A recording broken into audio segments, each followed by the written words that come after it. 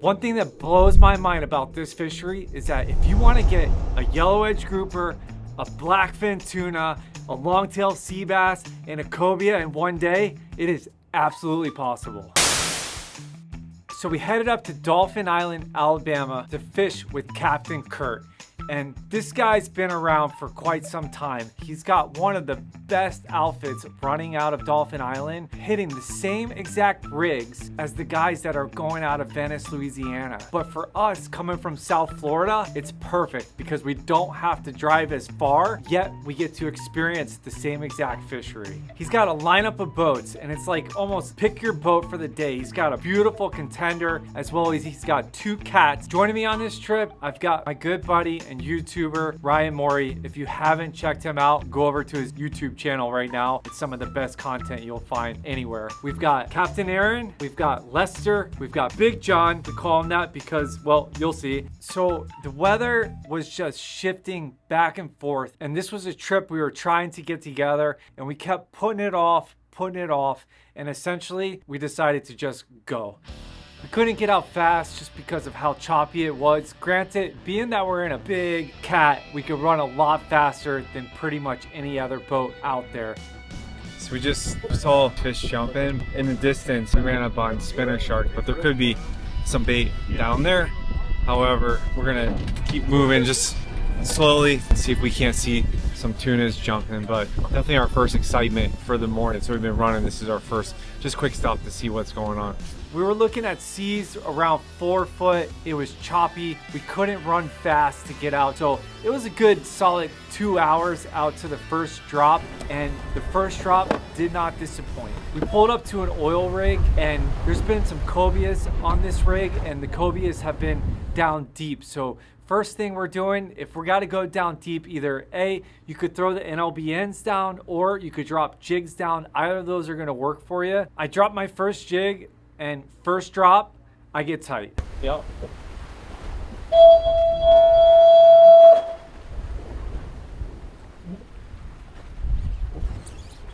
Yeah! Ah, come on, good. Nope. Ah, he's there. Come on, good. I feel like little Jackson. Yeah.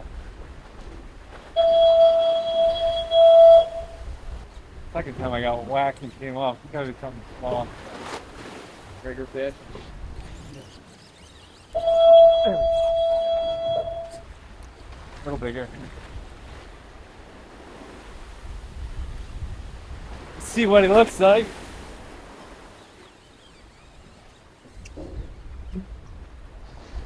Doesn't feel like anything big, but you know what? It's nice to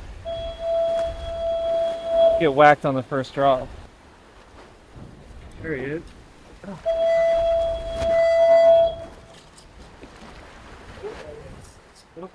So for us, a cobia, it's kind of a unicorn here on the South Atlantic. We really don't get a lot of them. I have caught them before on the jig, so my confidence was up that they'll eat the jig for sure. However, to see one come up to the boat, and granted, they changed the regulations not too long ago, so this guy was going to be just a little bit on the short side, but for me, the victory was just in catching one.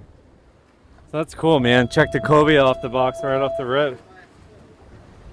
I'll show you guys what I'm throwing down here. So I've got the flatback 190, and this is like an all glow version of it, and these are some assist hooks that I tied myself using Van Fook, and they're pretty gnarly assist hooks. I'm gonna drop back down and see if I can't get a bigger cobia. It'd be awesome. So I was pretty stoked, and not shortly after that, we get doubled up. Doubled up, baby! Ryan was throwing down the NLBN, I was throwing down the jig, and to be doubled up with my buddy on the second drop, it gives you like a little insight into what the trip's gonna be like. Despite the weather conditions and everything else, regardless, I knew we were gonna enjoy ourselves, and I knew we were gonna catch fish. We got total pandemonium going on. We got brown fish. Total pandemonium. Woo! That's a nice cobia, y'all. Yep. Nice cobia. He's gonna tweak out when he gets in the boat.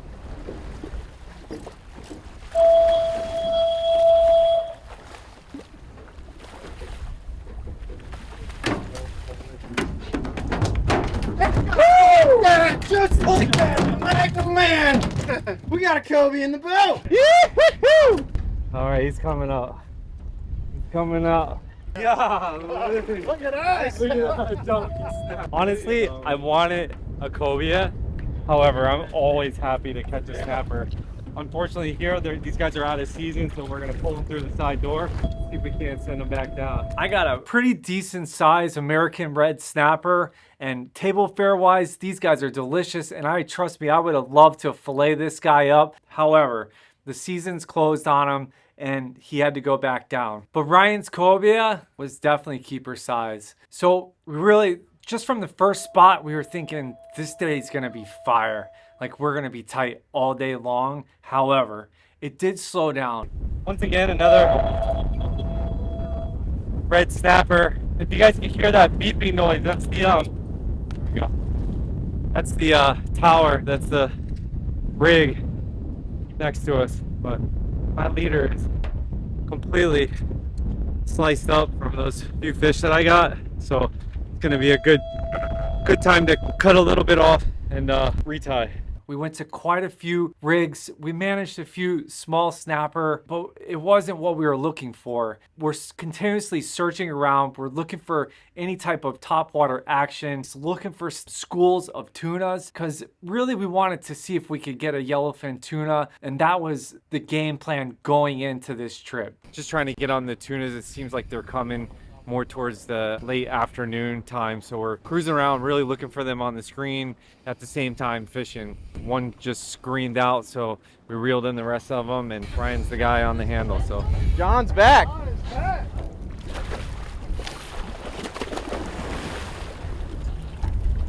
Well, at least it's a full-grown blackfin. That is a very big blackfin, 20+ pound fish. what's cool is that he ate this. All the troll, ballyhoo, and trolling lures, we caught them on the 5-inch paddle tail. So that tells you those baits definitely catch a little bit of everything. It's pretty cool. But we're gonna get the spread back out, get this guy on ice, see if we can find the real one. See if we can find a giant yellowfin.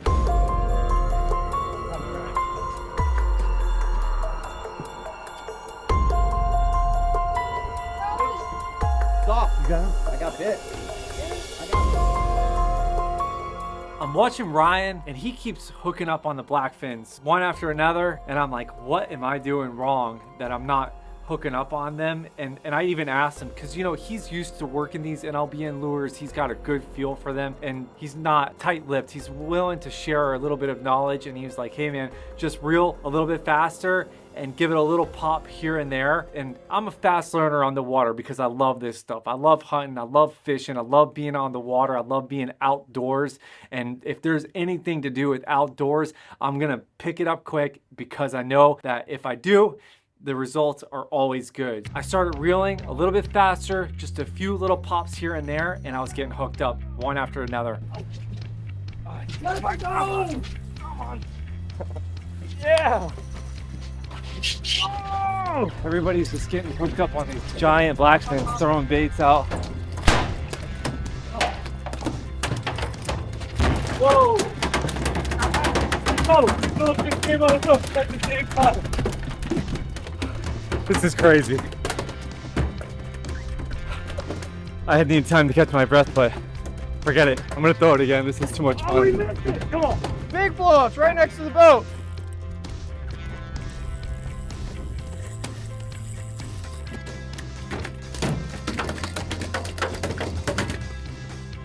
Power flip.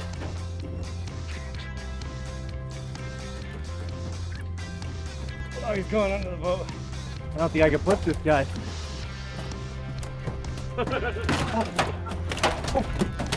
Oh my god.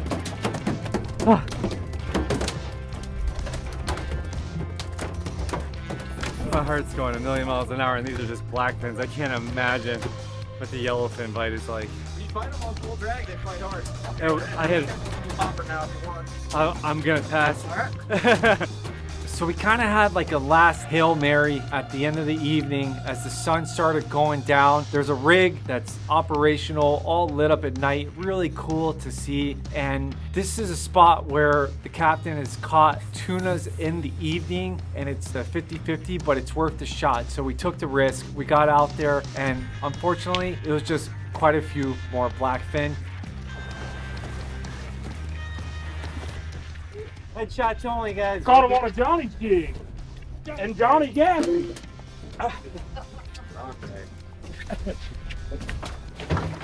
That's a big one, dude.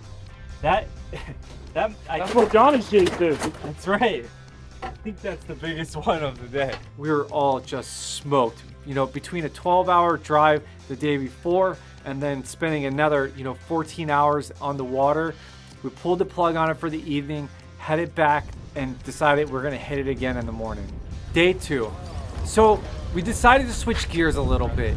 It didn't seem like the yellowfin were gonna happen, so we needed to change our thinking a little bit, and Captain suggested that we go bottom fishing. There's always an opportunity of getting on some nice yellowedge grouper, snowy grouper, there's barrel fish out there, there's golden tilefish out there. So I'm able to just make a quick switch over to the slow pitch jig and see if we can't get some bottom fish on the boat. I almost want to take a Sharpie and draw a little dot on the back of his tail there and call him a mutton snapper. All right, let's vent some.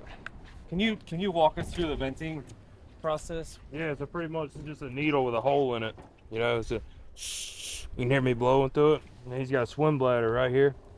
You can kind of see where his scales are blowed up. You just take this needle right up underneath these scales. Hear it? You could hear that air coming out of him. Wow. And I'm just pushing to try to get as much air out of there as I can. And that helps him to swim back down, so now he's not full of air. Oops.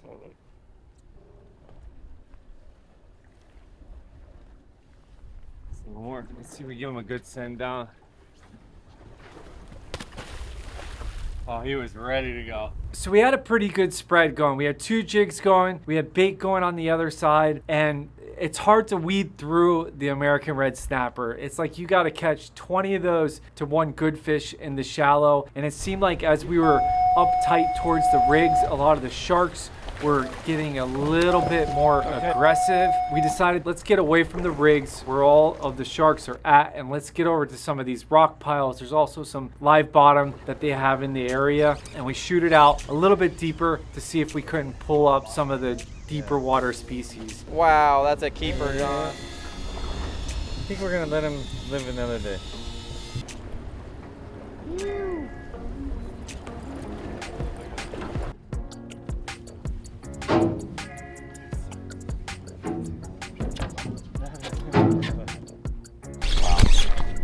Double header? Not like double header. Not quite as fun looking as yours, but definitely double header. Scamp like. Oh, bro, I hope you got some scamp. Scamp would be wonderful. Still fighting. Really? Couple of nice head shakes. That's gonna be a good fish, Ryan. I don't know, could be. Dude, there's a chance I get a small scamp too, the way this thing's coming up.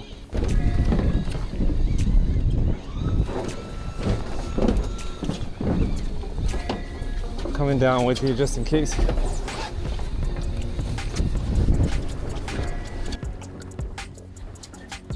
Oh, I'm going back this way. We're good. I got beeliner. Let's see what you got. Nice beeliner.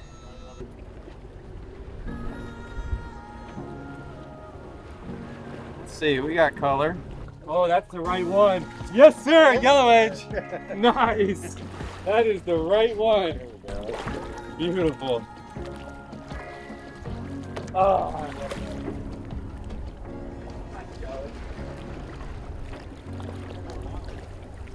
Woo! Big fat old yellowedge. Look at that thing. That's a pretty fish. I would love to see a scamp grouper come up. Ryan just caught a yellowedge grouper, which is delicious, and scamp grouper is delicious, and 2 of my favorite fish. But I would say grouper why is the Yellowedge is my favorite looking grouper. Just that neon yellow going across the top of it. Oh, look at that! I got a porgy. Can you keep these? I think so. They're delicious to eat. Man, he just tore me up. But that's a porgy. They're delicious. Golly, he just spined the heck out of me. But these guys get a lot bigger than that, actually. But we'll keep this one.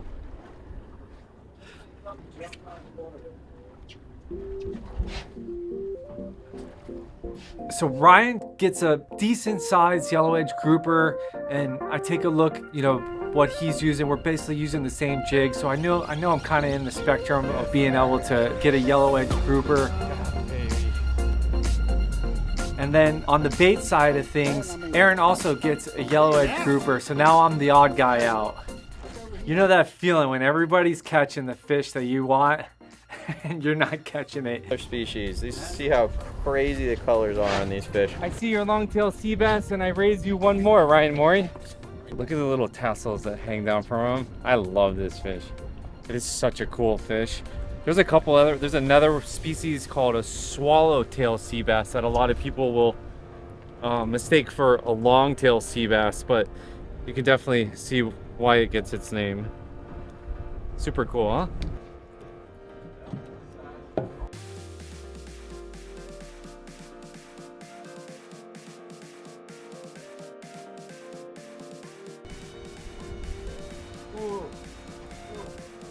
Dude, this is sizable, whatever it is. Really heavy on the bottom. I was getting whacked by longtail sea bass and little stuff, and I kept just dropping it back down to the bottom as they're tapping it, trying not to set the hook on the little bites. And once it hit the bottom, I picked it up and something heavy scooped it off the bottom.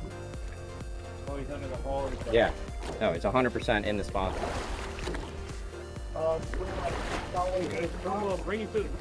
Am I caught on the step though? Is my only. Slack it off a little bit and walk it to the front. I think my line is caught on the step full. Yeah. And the rod's not long enough. Slack it off a little. He ain't gonna go back down. No. That's awesome. Yeah, you definitely hung up in the hole. Whatever it is, it's stuck. It's literally stuck. I mean, it's like I'm hooked on the bottom right now. I'm hooked on the boat somehow. It won't pull. Oh, I might be in the motors or something. I'm feeling a lot of weird shit. Here he is. He's right here. And then Ryan gets this beast of a Yellowedge grouper. I'm pretty sure this thing weighed in somewhere around 27 pounds. And now I'm really starting to feel it. Look at that thing. Oh, dude, that was some work. Magnums only, baby. Wow. Johnny Jiggler. Johnny Jiggler. Giant Yellowedge. Woo! Only the Magnums. Give me, baby. Look at that thing. All the way in. That was quite the ordeal. But what an epic fish. I think my biggest Yellowedge of all time, an absolute stud on the Johnny Jigs. 400 gram torpedo. Those BKK assist hooks. Dude, that was sick. That's a little better. Hey, hey, hey! Big black belly rosefish. Dang. That is a big black belly rosefish. Pretty cool looking black belly rosefish. Something different I noticed about this guy from ones that I've caught in the past. First off, his pink isn't as like vibrant. And then also he's got these yellow dots going across his face. But this fish in particular has just a ton of spines across its head and even the dorsal spines. Like, it's pretty much every part of this fish's body can spine you. However, you can lip them like a bass if you wanted to grab them that way. But pretty cool fish.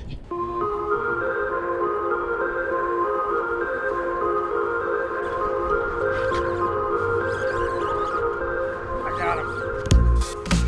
Got a long ways to go. We're in over 600 feet of water, and there's a lot of things that can go wrong. on the way up, and there's only one thing we need to go right. Let's get the fish over the rail. I see color. I'm gonna give you some slack. Just reel it over. No, maybe not. I see something. Yeah, what What is that? It just got so heavy though. hold on here. I'm not doing anything. Oh, okay. That's a.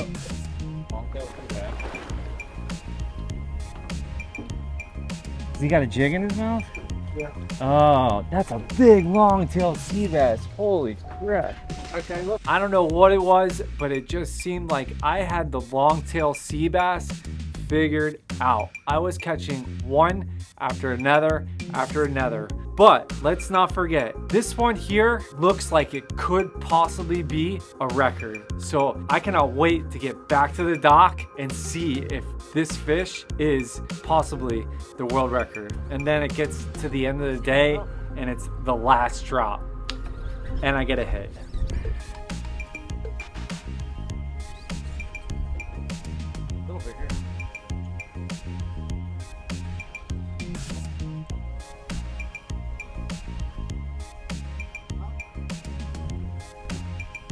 This thing is solid as a rock.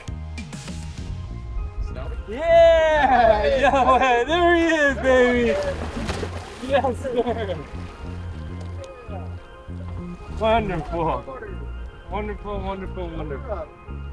Ah, the fish I've been waiting for. I needed that. Ryan's got two. I really needed this. This, if I could only have one jig, it's this in just a couple different sizes. I'd go 3, 4, 5. It seems Two, 3. I don't know if you make it into 2, but this is like my confidence jig. yep. Period. It seems like that color is what they were eating today. Yeah. As well, the red and gold. But man, I needed that.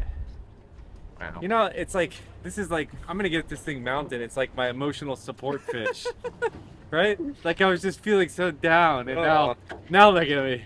Now I'm gonna take we're them back. everywhere with me. Now we're back. Airplanes, restaurants, grocery stores. Just like this too. I told you it all. Listen, it's not the monster that I always am dreaming about. However, just to contribute to the stack of Yellowedge grouper that we put on the boat was awesome for me. Just a beautiful fish, and I highly recommend that you guys come out here and fish with Captain Kurt, because not only Yellowedge, we were looking for yellowfin tuna. Yeah. They don't seem to be around, but you're around. You're either inshore, offshore, red snapper, Yellowedge. What am I missing? That's pretty much it. Wahoo. Wahoo. Whatever. If it Go swims, ahead. if it swims, this guy catches it. Yeah, but this just made my day. I'm super happy. I appreciate it, Cap. Yeah. Thank you. All in all, I can't thank Captain Kurt enough for this trip and this experience and just being there in Alabama, in a place where actually my family has so much history. It's really cool to experience that fishery that my ancestors have fished, that my father has told me about, and to be a part of his whole outfit that he has going there was something really cool for me. So this is by far the largest longtail sea bass that I've ever caught. And I think the world record is like just over 5 pounds, somewhere just over 5 pounds. So let's see if we've got a world record here, guys. Come on, world record. World record crappie. Come on, world record crappie. 1 pound shy and $1 short. Story of my life, I swear. But pretty cool to get one 4 pounds. So we're gonna take this back to Pompano Beach and we're gonna fillet this guy up, and I'll see you guys back when we get home. Man, what a just amazing trip. And this is, I mean, this is almost a world record, you know, pound off. I know, maybe not almost, okay, we're a pound off, but it's a big longtail sea bass. Definitely my personal best longtail sea bass. And as promised, we're gonna cut this guy up. So just like any deep water species, it's generally like a white meat. And I usually go right across the head like this, try to get up into some of that head meat. And then I turn my knife around. Having a sharp knife is a big deal, because if you do, then it's just gonna roll right along the spine, just like that. And I'm doing just a shallow cut there.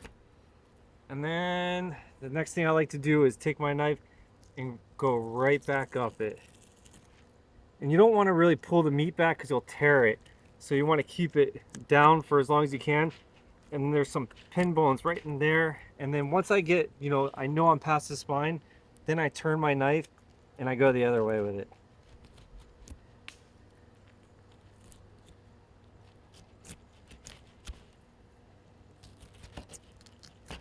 And then you can get over the pin bones right there. And then that actually allows you to roll over the rib cage, so you get as much yield from the fish as possible. I gotta redo my cut here just a little bit on the head. Sometimes if it won't come up, you went a little shallow, and that's just me trying to not lose anything from the fish. And then pull it off.